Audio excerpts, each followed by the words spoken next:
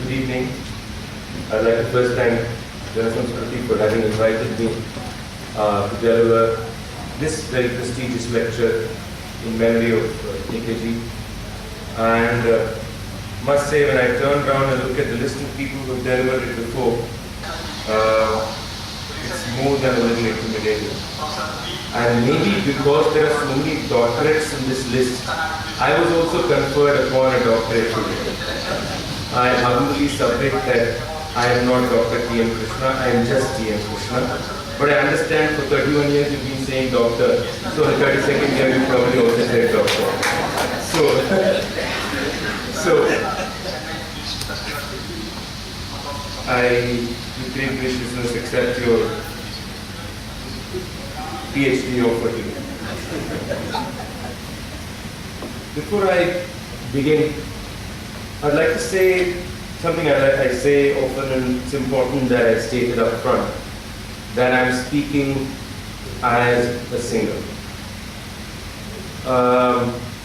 My experiences of life, my thoughts on various spheres of society, of politics, people, of relationship, of ourselves comes from sound.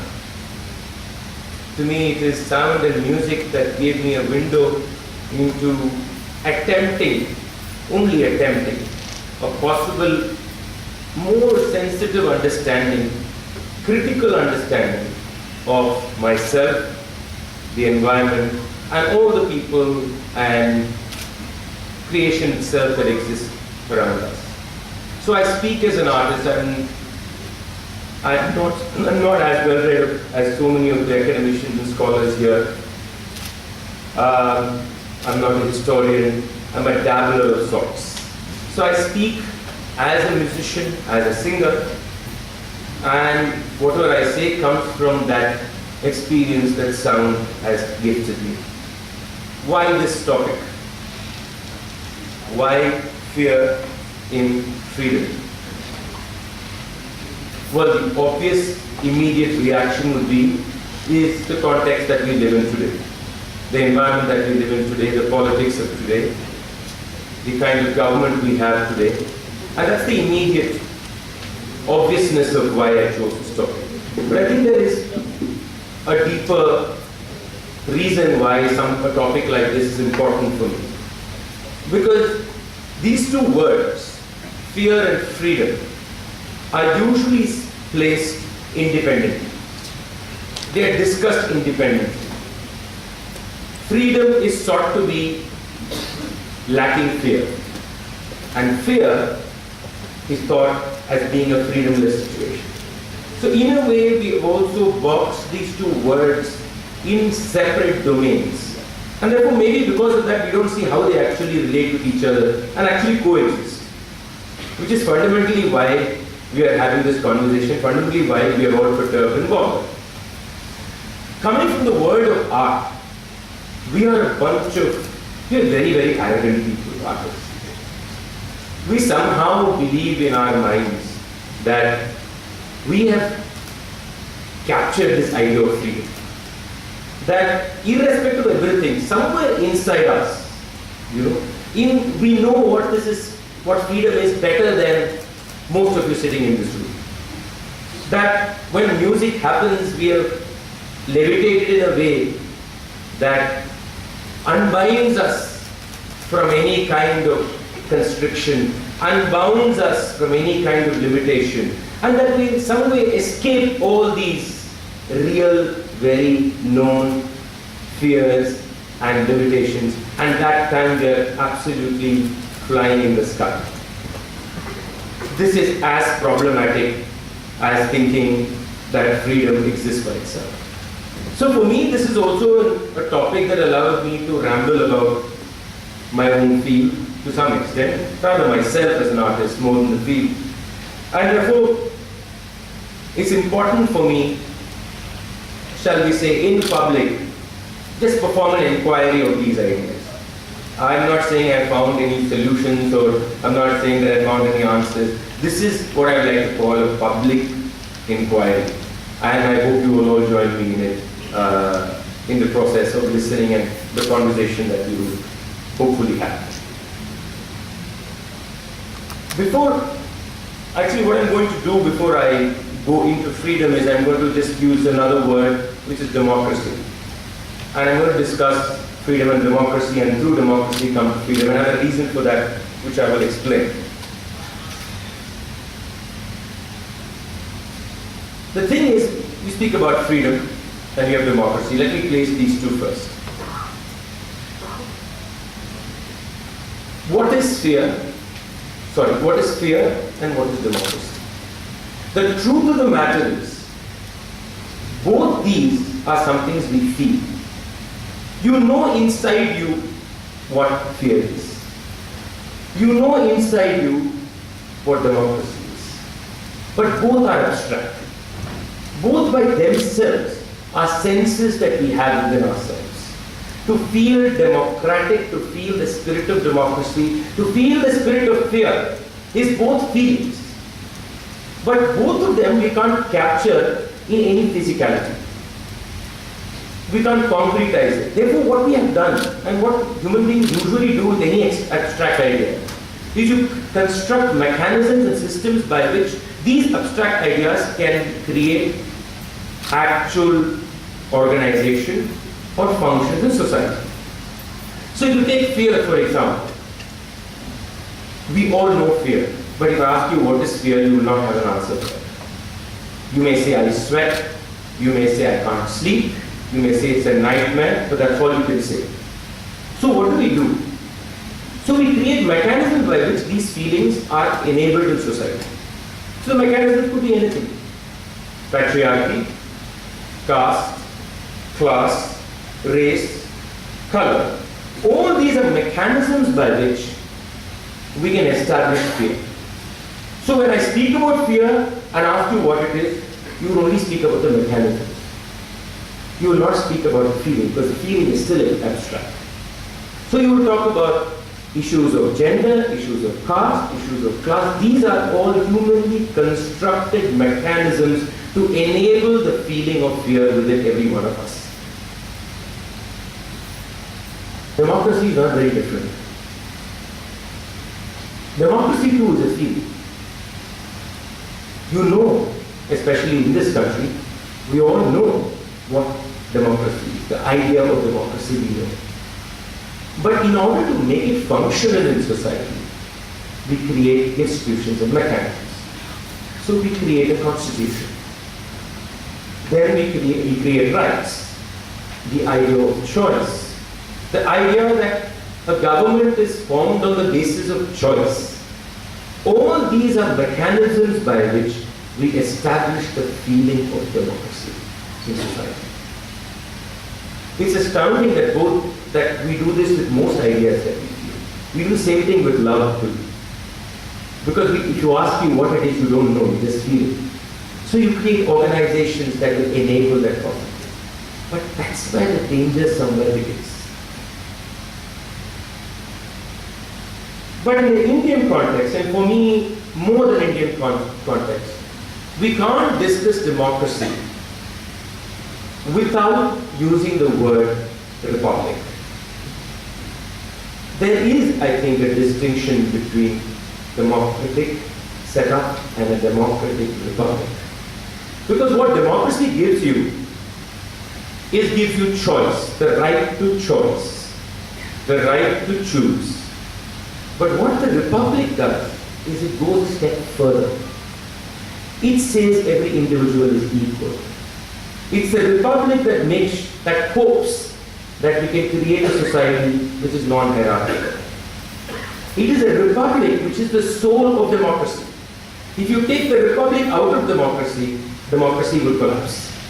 Which is why I think the founding fathers of this country, Ambedkar, have to be marveled at for understanding this nuance that democracy by itself will do nothing unless it is a republic.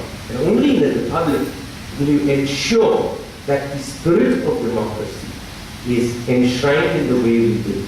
So the soul of a democratic setup comes from republic.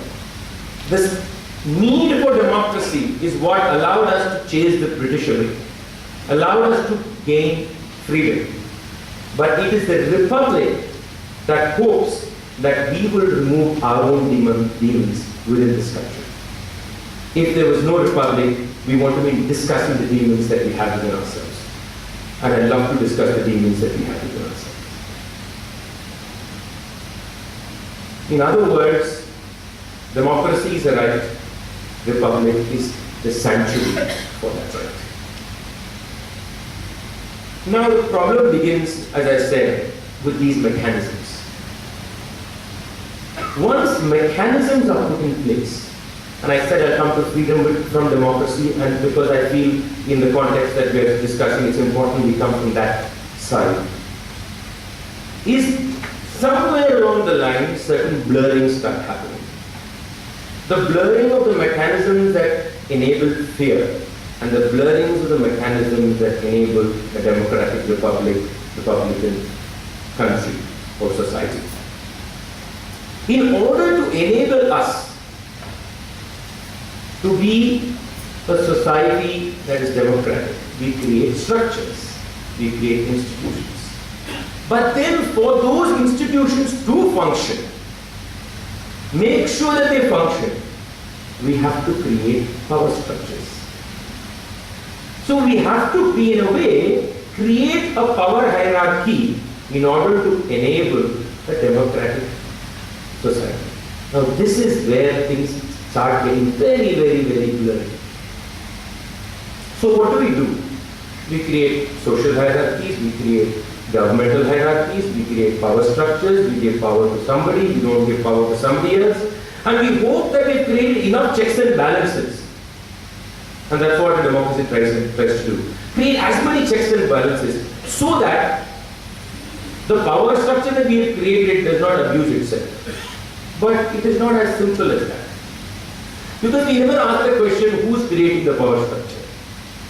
We never ask the question, who has the agency to create the power structure?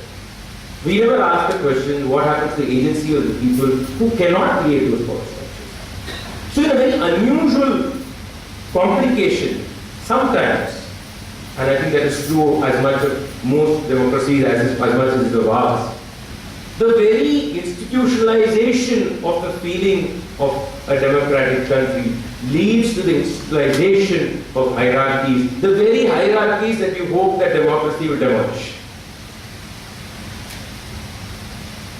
Take, for example, the police. Very simple example. The police force is created in order to make sure that the spirit of a republic and a democracy is there in society. To ensure that every citizen is treated equally. To ensure that every citizen is safe. To ensure that the unevenness that is the reality of who we are does not take away the right of every person, irrespective of which section of society they belong to. But then what happens to that force? That very force becomes the enabling authority for all those things. To segregate, to target, to tarnish, to marginalize. Every one of this happens through the very force that we've created to ensure that this does not happen. This is an absolute upside down of what we intended. But that is the struggle that we have. The struggle, therefore, after a point of time, is how is it a democratic republic country finally starts breathing the very word that I started with in this subject, which is fear. The very word that this whole setup hoped to, shall we say, not remove, at least keep in check. Why does this happen? Why does this happen? Because I fundamentally believe that democracy is not the natural state of the human being. The natural state of the human being is, for example, if you see why we survived so many years and years, one of the things that fundamentally a human being does is what is known as pattern recognition. Any person who studied evolution will talk about pattern recognition. Basically, how did we survive? We survived because we recognized patterns in the sky We recognize patterns in nature, we recognize patterns in animals, in plants. So we recognize how the world operates, and therefore we constantly adjusted ourselves to that. We also started forming groups based on these patterns. Man is a group, woman is a group, animals are groups. And when we started forming these groups, we also decided, depending on the power equation, which was the stronger group. So the fundamental function of the human being at some level is to pattern recognize, segregate, allot and control. We have to come to some acceptance of this. We can't live in this flowery world that we are naturally very compassionate people. We are not naturally compassionate people. We are naturally people who like to be in control. And those who look like me and behave like me are, I talk about myself because I'm extremely privileged and I have every privilege that you can think of. So I use myself as an example. I like people who look like me. I like people who behave like me, who sing like me, who sing only the kind of music I sing, who dance the way I sing. It's not like I don't dislike their ways. It's just that I like to control the rest. I like to judge the rest. I like to believe that their hope of greatness is to become more like me. Now, this is a fundamental nature of the human being, and that's something we should recognize. So, whatever we may build in society, this is always going to come and say something. This is always going to say come in between. So, depending on the status of the individual or the collective, the power, the group, the insider, outsider, the control, the subjugation will all be formed. Take for example, I'll take my own world of art, for example. It's very easy for me to speak about it. I sing what is so-called classical music, and I like to say so-called because I believe the classical folk binary is, to put it mildly, rubbish. Because it is not based on anything that is aesthetic. It is based completely on a socio-political observation. So I sing this classical form within quotes. I sing Carnatic music. One of the most evolved forms in the world. That's what we all keep saying. You ask any Carnatic musician, they'll tell you one of the most sophisticated forms in the world. It's more complex, very difficult. Everybody cannot appreciate it. We forget all the things I'm saying when I'm saying no. When I say all this, I'm saying a lot of other things. Everybody cannot appreciate it. You should have real interest to appreciate it. You must be able to do hours and hours and years of sadhana to appreciate it. It's very complicated. You feel intellectually very evolved, which is basically what I'm saying is we are exclusive people, very special human beings. All you guys sitting in this room are useless. Is what I'm saying. But the fact is I'm not even aware I'm saying. By the way, I'm not aware of it. I'm not at all aware of it. I think I'm saying something that's real. So I'm saying that also because I'm saying people who feel this way are not necessarily oppressing somebody in their brain or necessarily feeling that you're lower. No. This is real to me. That's all. My framework of observation is limited to this reality. So I created hierarchies. And so in the art world, which is high art, like he mentioned, what is high art, what is low art, how can low art become high art? There are ways in which that also happens. You all know that, right?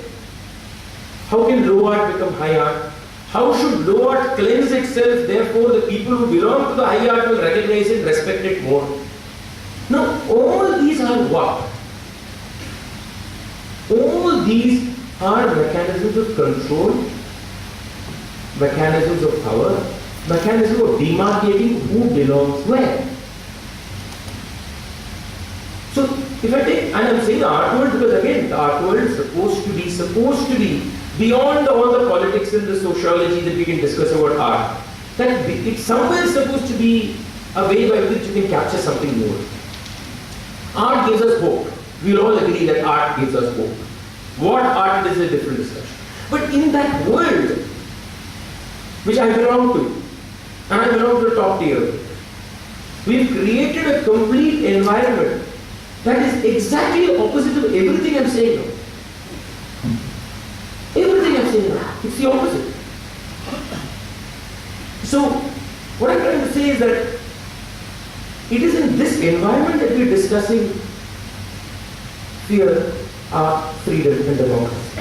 The environment of who we are as people, irrespective of what field we are, whether it is music or whether it is sports or whether it is any other occupation, whether it is physics, whether it is history, anything.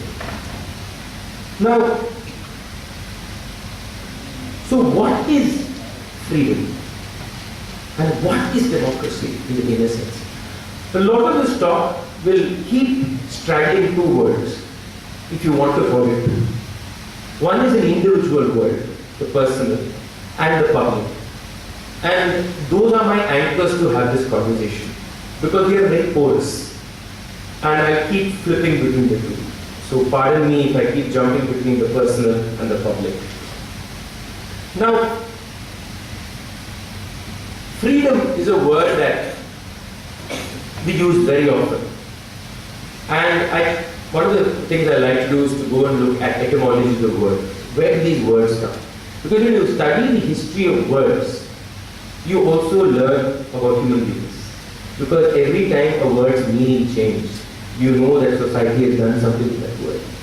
And I'll use another example before I go. Is you mentioned the Poromboku Padal. I don't know how many of you have heard the Poromboku Padal.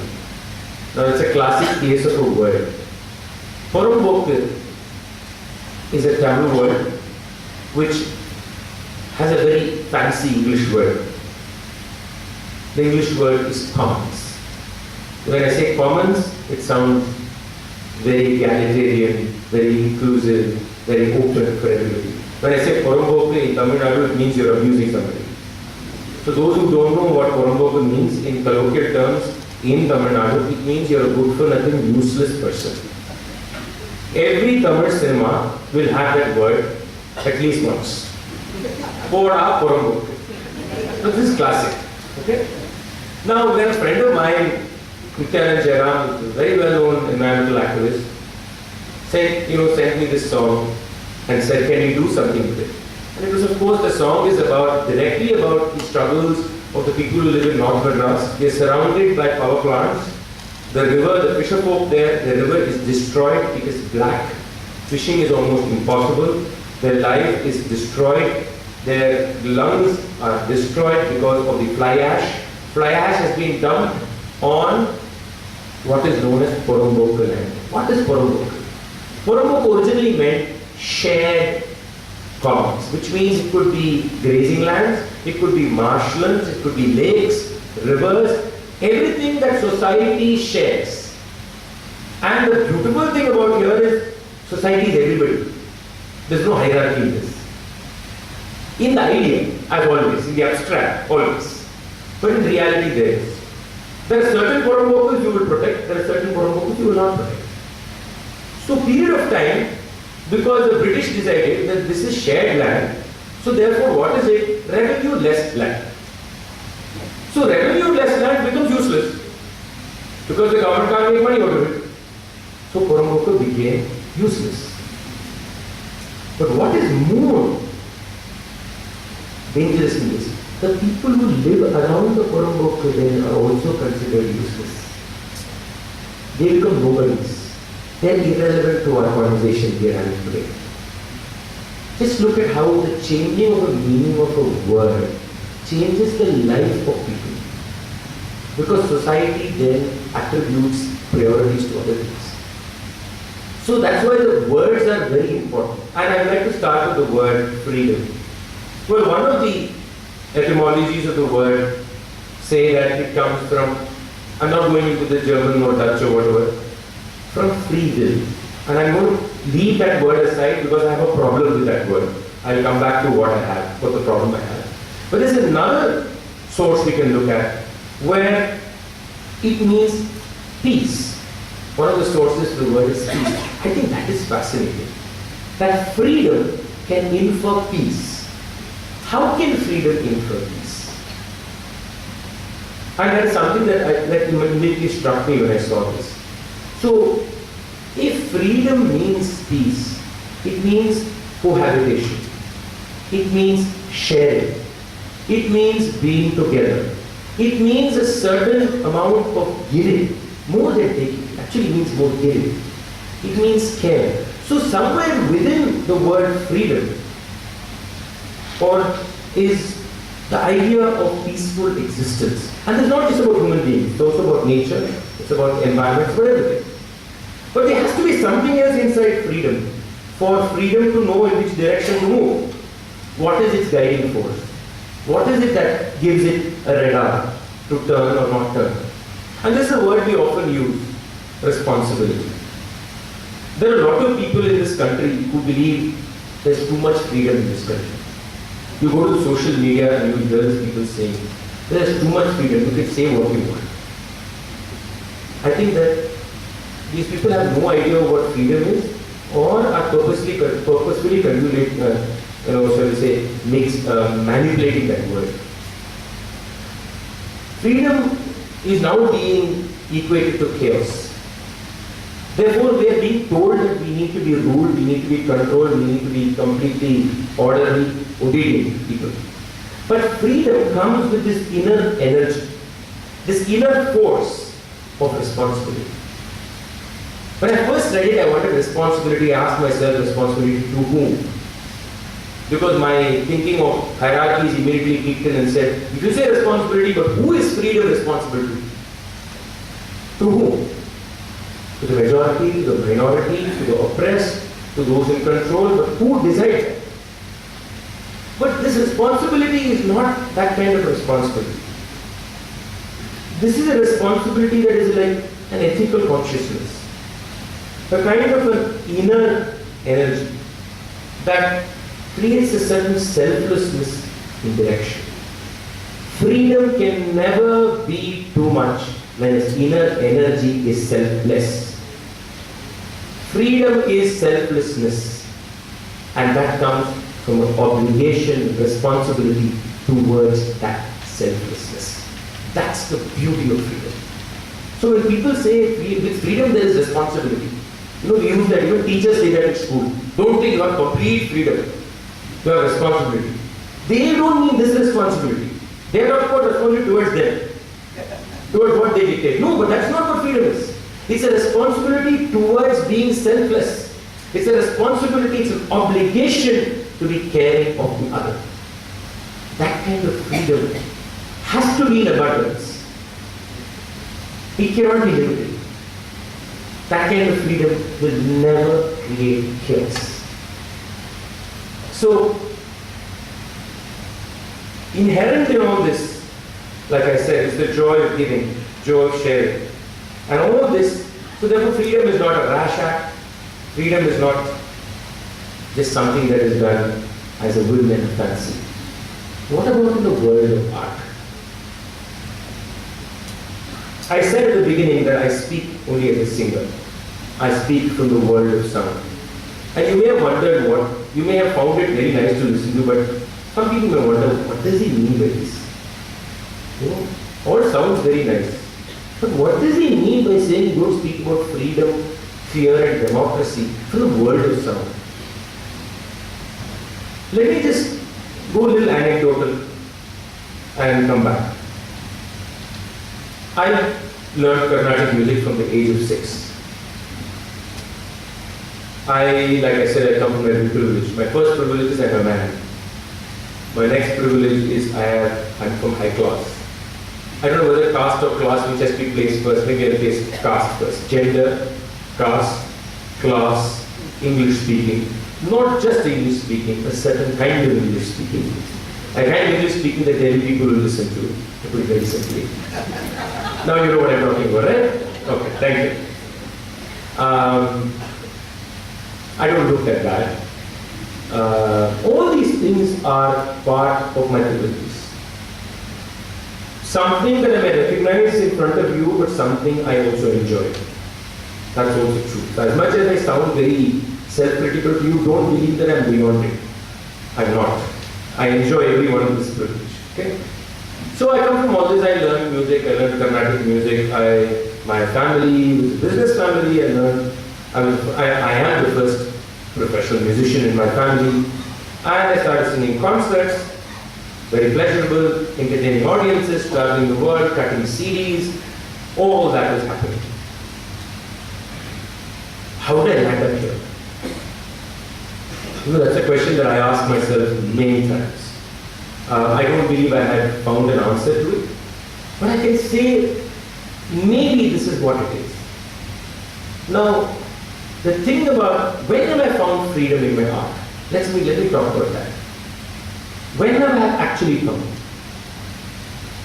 So, when I sing music, when I please people, when you applaud, when you applaud the way I want you to applaud, you appreciate the places where I would want you to appreciate. Please remember, an artist, I'm digressing once in a while, I hope you don't mind. He's not just happy if you appreciate. The artist wants you to appreciate where the artist feels you should appreciate. I don't know how many of you know this. You know that? So just because you appreciate, don't think that I'm very happy with it. No, I'm not. Depending on where you appreciate, I judge whether you're worthwhile an audience or not. If you don't appreciate the right places, that's going in my brain. So I create mechanisms by which I perform.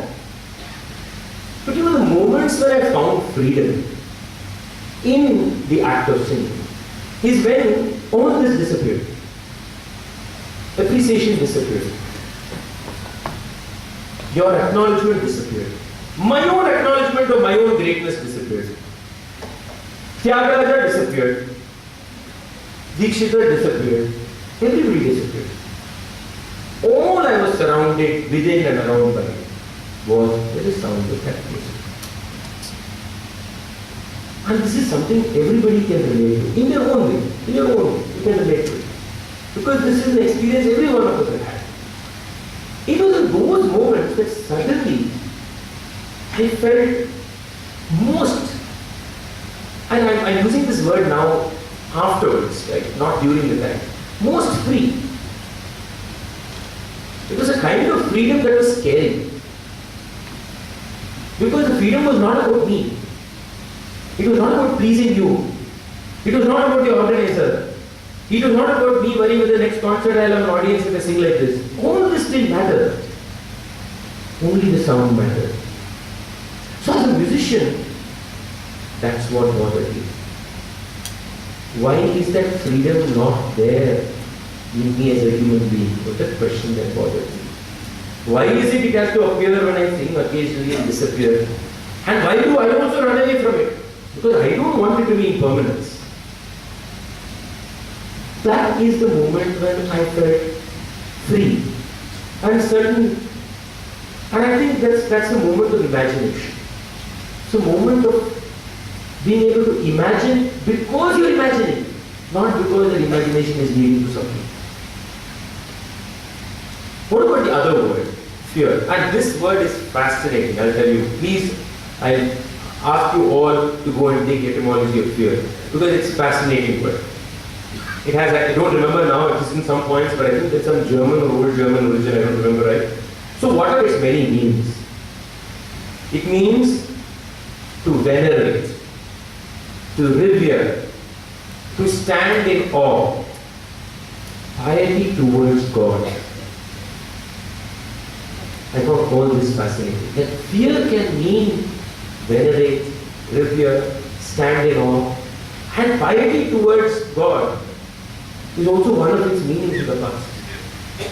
Doesn't all this say something about why we react like that to fear today?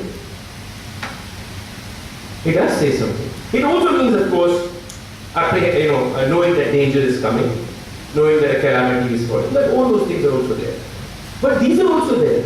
So there is an external sense of fear of physical, danger, all this, and there is an internal acceptance of something superior. Fear comes from an internal acceptance of something being superior. It may be God, it may be human being, it may be anything. So the whole basis of fear comes from the fact that we believe we are unequal people. We believe that there is something that is more powerful. We believe that unless I am pious and reverent towards that more powerful thing, danger will befall me. It could be the king, it could be a prime minister.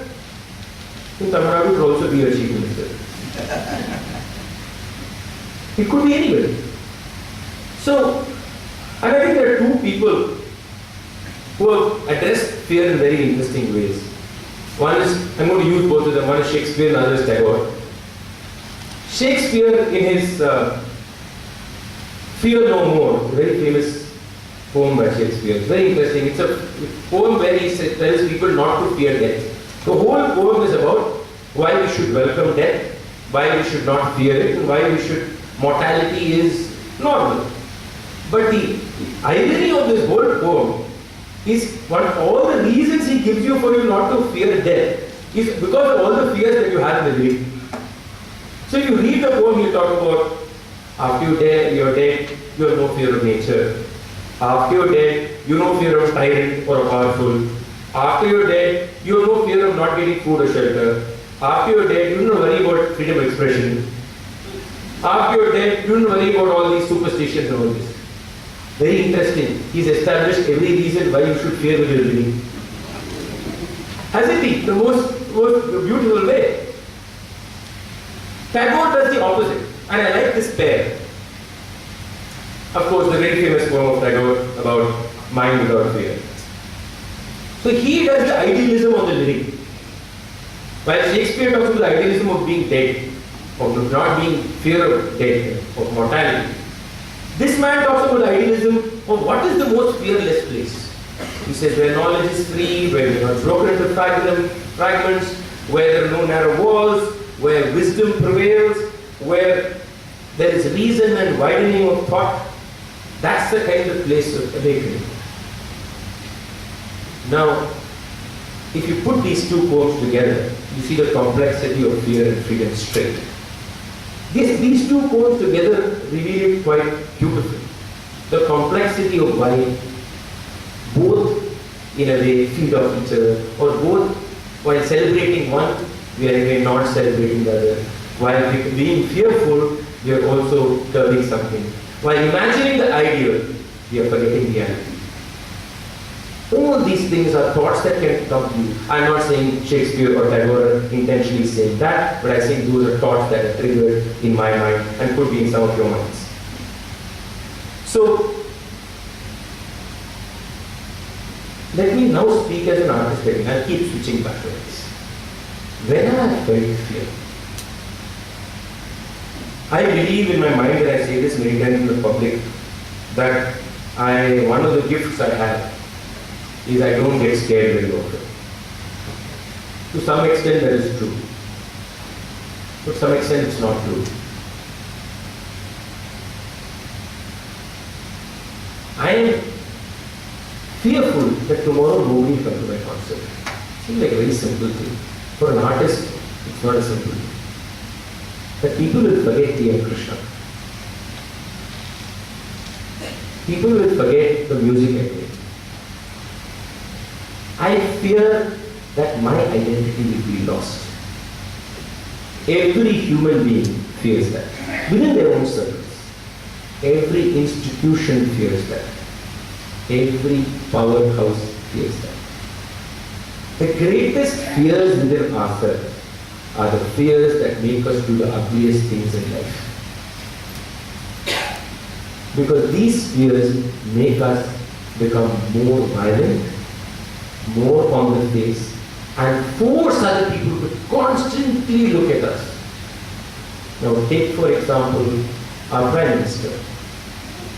He makes sure that you're constantly looking at him. If you don't look at him, he takes 10 selfies and shows you.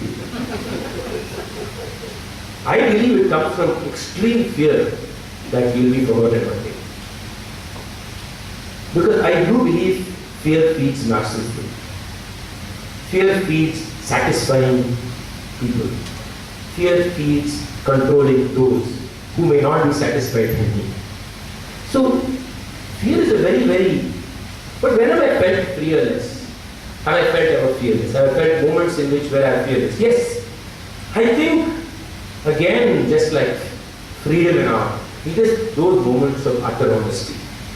It are those moments where the objective is larger than me.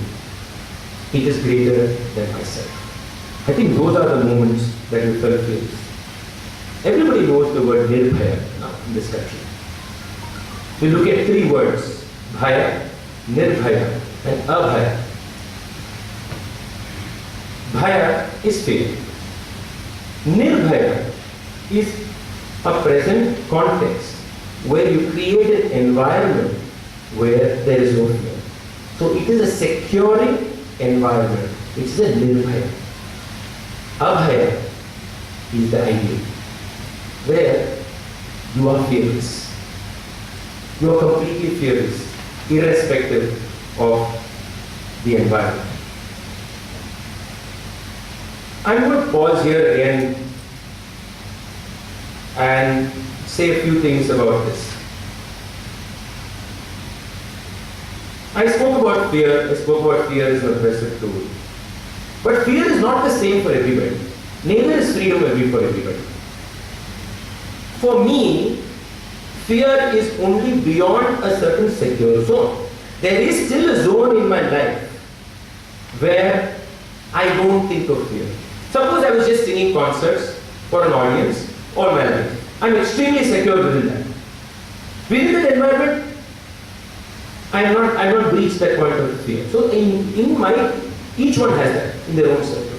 So in my sense of the privileged sense of the fear, there are still points in which I don't come across it. What happens to those whose very existence depends on them feeling fear from morning to evening? What does fear mean to them? Fear is a very different animal to them compared to me. Their fear is the norm. Their fear becomes the basis on which they function in society. From the time they are born, society says, this is all you are. From the time you know to say the first word, there is no circle of movement at all. You are tied and bound. There is a difference between somebody like Gandhi speaking about fear and Ambedkar speaking about fear. And we have to recognize that there is a difference fundamentally because they come from different areas in society. We need both voices, but we have to recognize the differences. So when I speak about fear as an oppressive tool, when I say that my fear comes from me from oppression, it comes from because I am privileged enough to oppress. If I am not privileged enough to oppress, where is there a question of oppression? If everything about me is to make sure the rest of you make sure that I stay oppressed, then for me fear becomes normal. It becomes the way I breathe. Then freedom becomes a fascination. Freedom becomes this distant rainbow that is never going to arrive. So for me to fight this sense of normal and touch that rainbow, it is very different for somebody who knows what that rainbow is already to some extent and just needs to cross the bridge. I only cross the bridge. But for the others, the bridge itself does not exist. They have to build that bridge. It's a huge difference. So when I speak about freedom and fear, I must recognize the inequality even in that discourse. The inequality that exists in understanding of fear and freedom. So, what does a free, democratic, republic society seek? It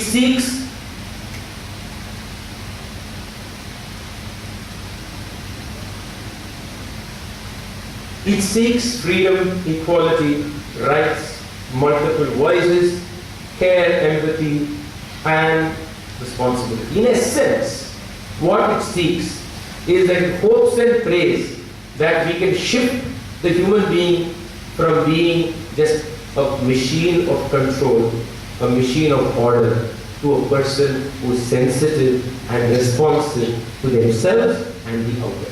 This is what it seeks. So, democracy questions freedom, democracy using freedom questions the very unique inconsistencies of life. But democracy also does one more thing. When I spoke about those moments in art when what you could call magic happens, I'm very scared to use those words, so I kind of think twice before I use words like magic. Because even magic is now a tool. One of the things that happened to me is I become very vulnerable.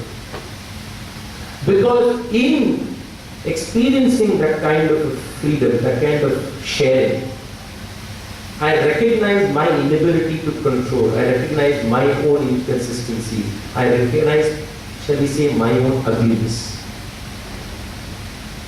Democracy hopes that every human being will become aware of their own ugliness, which is why we fight it tooth and nail. We know somewhere within ourselves that that is beautiful. The artist also knows somewhere that those 5 minutes in that concert was something else. But let it remain 5 minutes. For the rest of the 120 minutes, let me be the power holder. We do the same thing in society. Those accidents where suddenly something beautiful emerges, we celebrate. But then next moment we go back to what we are used to, how we control, how we keep people where they are. So democracy actually needs to fight to exist. We have to fight with it. We have to constantly battle with ourselves. Which is why it is not just about public space. Let us not think that democracy is only a conversation of public space. It is a personal conversation we have to have with ourselves. It's a personal conversation we have to have at home. Because we cannot just think it is about public sphere, it is about institutions, it is about rights. No, it is about you and me as individuals and as collectives, and how these collectives are formed. So if democracy is going to create an obedient, docile illusion of freedom society, we are not yet there, but we are being pushed towards that direction. Then the problem is not only the institution, the problem is every one of us. And I want to say this out loud here, because the tendency also for progressive thinkers, like these are cliches, I'm using the cliche. I believe most of us here are so-called progressive thinkers. What you can interpret that however you want, that's your convenience. But our biggest problem is we are constantly doing this. We are pointing. And in pointing, we somehow feel that we are better than the rest. That's our fundamental problem. And we have to think about that fundamental problem. We have to think about collapsing that with our personal self. We have to see why we are undemocratic. I am going to stand here and tell you that I am also undemocratic. I can't be democratic in certain spheres and undemocratic in some other sphere. I must be at least honest enough to recognize that I also straddle the undemocratic world. That I also struggle with my own power. The men in this room, we have to recognize that we may speak about all this equality in articles and columns. But are we all 100% like that when we live our lives? Let's think about it. So, all I'm saying is, let us also not trap ourselves in this illusion of being better. That's all I'm saying. Because there is no point in having this conversation. This conversation is just about saying the others are also undemocratic, they are breeding fear in the society. We are all people who are very liberal people. No. We are also problematic. We also need to think. We need to explore. And we need to be in check. We have to keep ourselves in check. So this private and public has to be collapsed. This has to collapse. Our sense of our personal space and public space has to collapse. In our thinking, it has to collapse. I said I'll come back to one word. Which is free will. And just like I said, fear and freedom are very complex and mean different to different people. Free will sounds very fancy. But how free is will? How free is actually your will? Irrespective of what stance you hold in society, irrespective of what your position is. I don't think it is very free. That's also choreographed.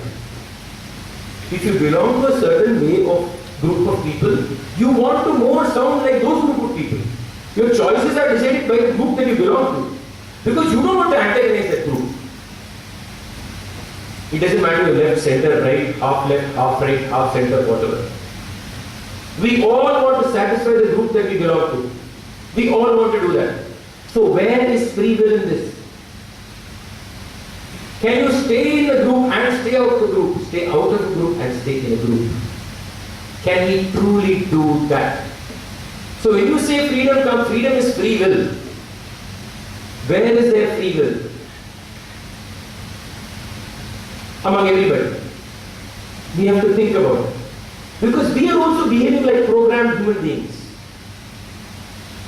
We pick something, we pick only that stance. And therefore what happens is we also become blind to a lot of things. We also don't see those things. So,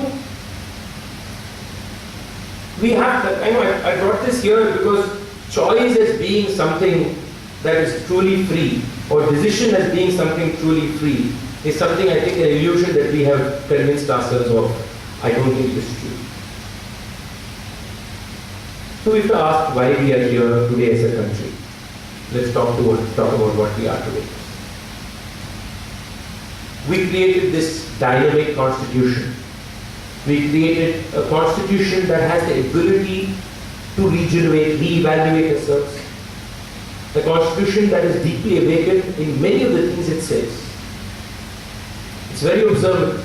And through the ages, it has, we have to say, we as a country also have responded and changed. And yet, we are here today. We are here very uneasy about where we are as a society. We are here where noise, shouting, rules the roost. I'm not talking about only television channels. I'm talking about our homes. I'm talking about our friends. And I'm talking about social media. The fact is, even today's environment is such that any discussion which is about society or polity is noisy, irrespective of where it is. It's true at our homes. We've lost friendship with family members, with friends. We know that unknown lines have suddenly been drawn, that certain topics stay away from, then they are fine. And this is increasing.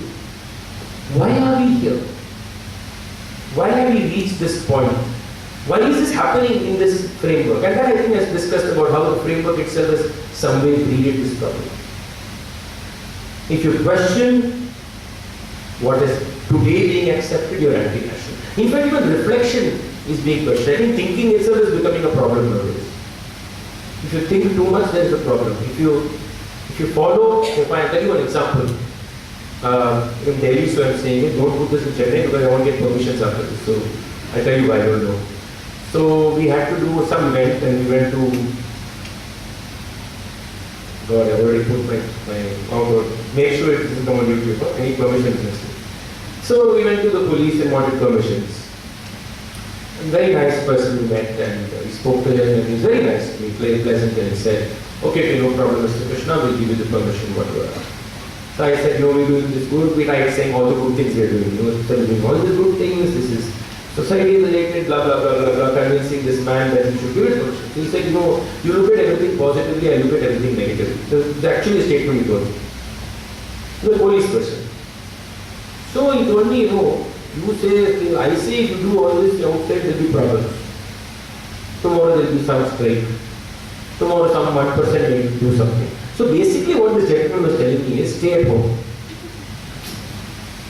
My job is not to protect you, my job is to make sure nothing bad happens. He changed the whole role of the police. The role of police will not enable and take care of all people's voices, people want to do. No. It's to make sure that you stay at home and in your house you can be safe. Do what you want in your house. Don't do it outside. Now, this person has got nothing to do with his political position. But the mindset is very interesting. This is what we've been told in this country today. Whatever you feel, you say in your own quarter. If possible in the bedroom. If your wife also wants to listen to you, your husband wants to listen to it, or your companion wants to listen to, say in the bathroom, where only you listen to it. So there is a problem. That we don't want to hear each other. We don't want to listen to each other. I don't think this country if you take emergency apart, and emergency is a unique case that needs to be discussed differently, where with a semblance of democracy, we have reached a point of being so undemocratic. I don't think this has happened before in this country.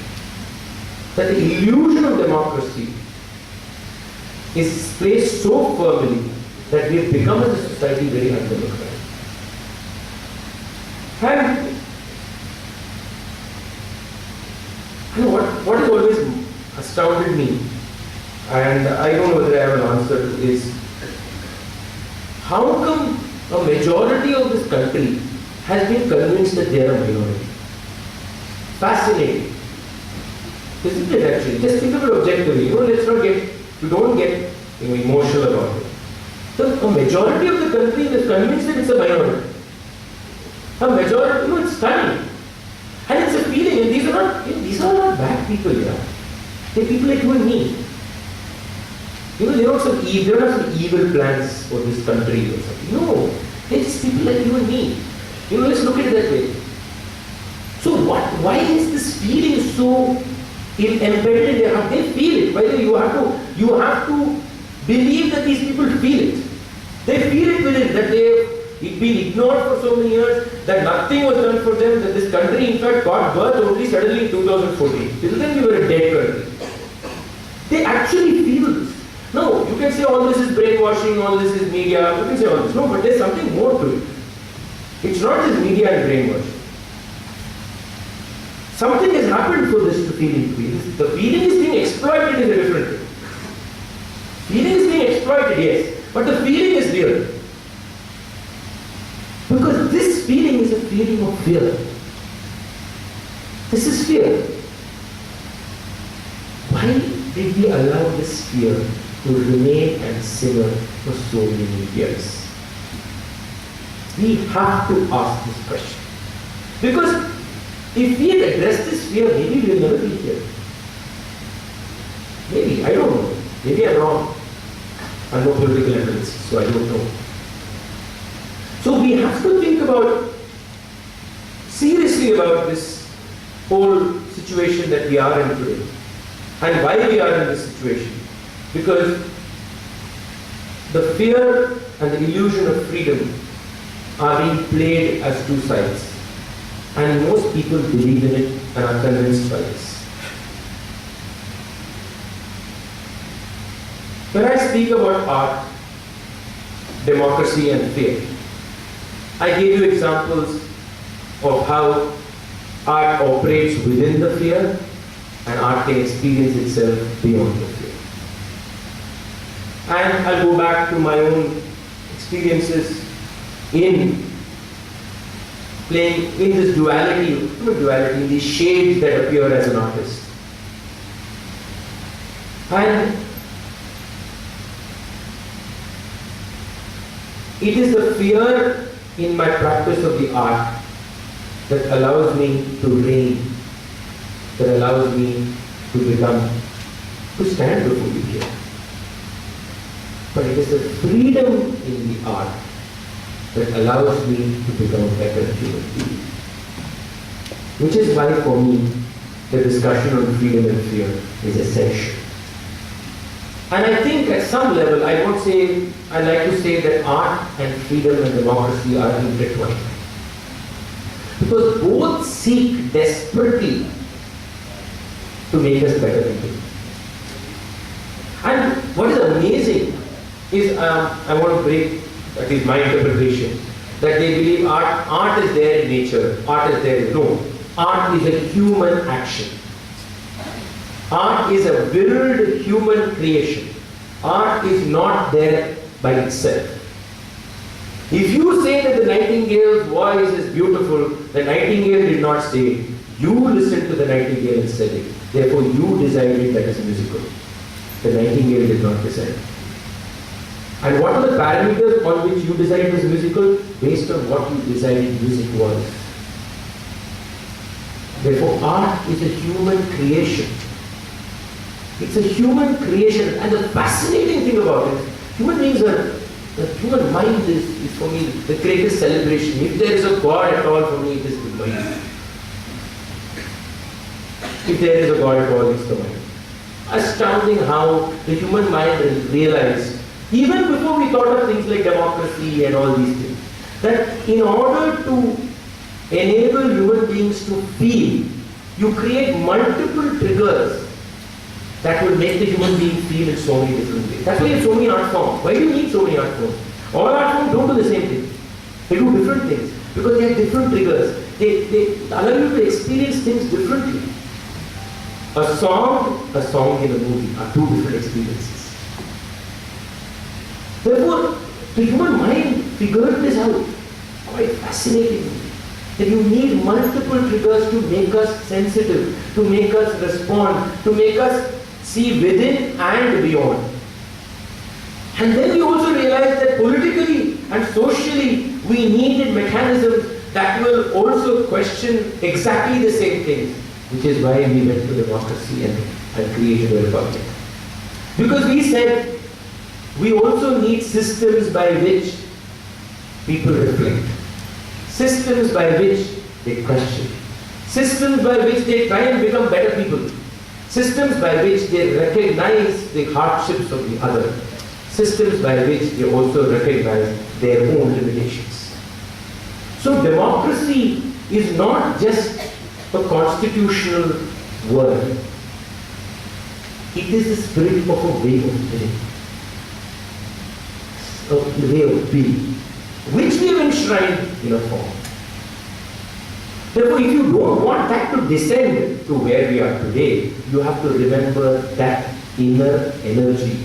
Just like if I don't want art to descend to becoming just a marketplace exchange of pleasure, if I don't want democracy and freedom to descend to become just a marketplace of contractual relationships, I have to constantly be aware of its inner spirit. I'll end with one last word, and I think that's the word that we all need to keep in mind. The word is healing, to heal. What does it mean to heal? And you could say it means to cure and save. In Tamil, the word to heal is Aaril. Aaril. Aaril is also the river, but Aaril is also to heal. And it means to close a wound, to join the tissues. Injuries, blame. If you fell in a group, you will first look around to see who pushed you. Or was the step built badly, therefore you tripped. So injuries, you could say, blame. Healing, understands. The scar that appears after the wound heals, make sure that you never forget. It's a mark of memory. It's a memory. It's permanently there. It is also learning. It is also knowledge. It is also an experience. And it also, shall we say, brings you back to life anew.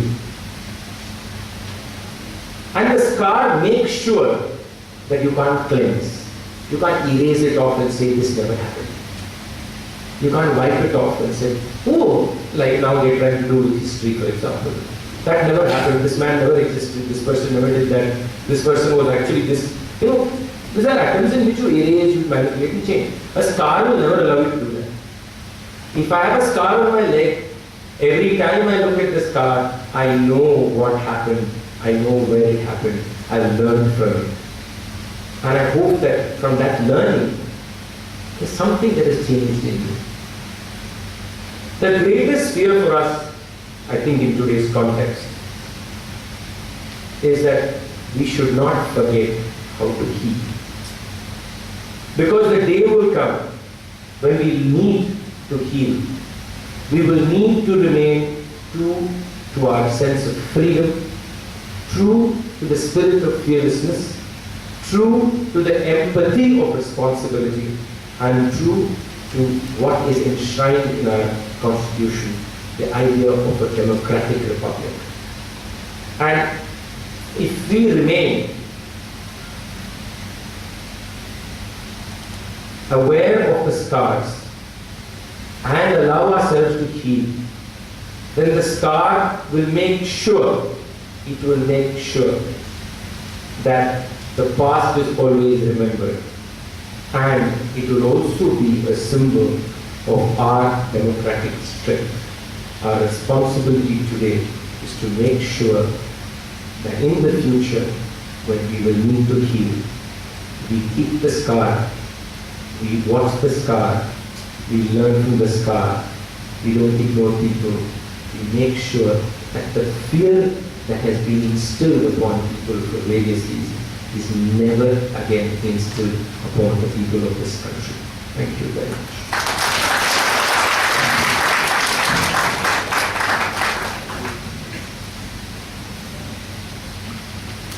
Thank you, Mr. T.M.Krishna, for your wonderful speech. It gave us new ideas, new concepts, and even did the break our preconceived notions also. Now, as I said earlier, it is time for a brief interaction. If anybody has any clarification, any questions to ask, you may please do it. I will have some time for that. Please, you are free to come.